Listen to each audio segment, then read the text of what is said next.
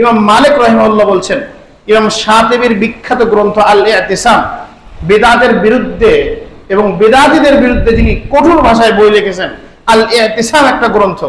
এই বইয়ের 35 নম্বর পৃষ্ঠার 2 নম্বর প্যারাতে ইমাম শাতিবি উল্লেখ করেছেন ইমাম মালিকের বক্তব্য রাহিমাহুল্লাহ।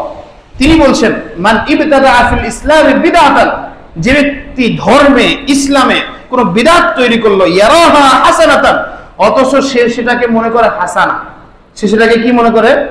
হাসানা, ভালো বিদআত মনে করে। কথা মনে বুঝতে পারেননি? মানে যারা মনে করে যে বিদআত দুই প্রকার, কয় প্রকার?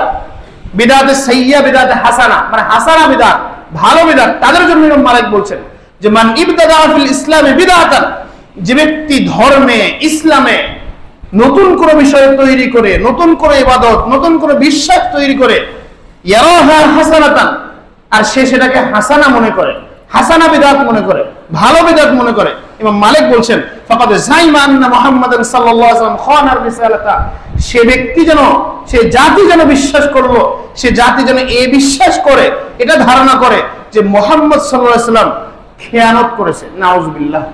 মুহাম্মদ সাল্লাল্লাহু আলাইহি ওয়াসাল্লামের উপর যে রিসালাতের দায়িত্ব দেওয়া হয়েছিল, এই রিসালাতের দায়িত্বে তিনি খেয়ানত করেছেন। মুহাম্মদ সাল্লাল্লাহু আলাইহি ওয়াসাল্লাম হচ্ছে একজন খেয়ানতকারী। নাউজুবিল্লাহ। বুঝতে পারেননি মনে হয় বিষয়? মানে কোন ব্যক্তি যদি বিশ্বাস করে যে বিদআত হচ্ছে হাসানা, বিদআত হচ্ছে হাসানা, ভালো বিদআতও হতে পারে, তাহলে সে কি বিশ্বাস করলো?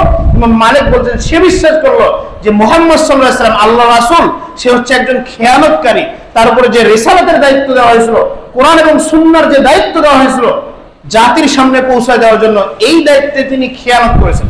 নাউজুবিল্লাহ।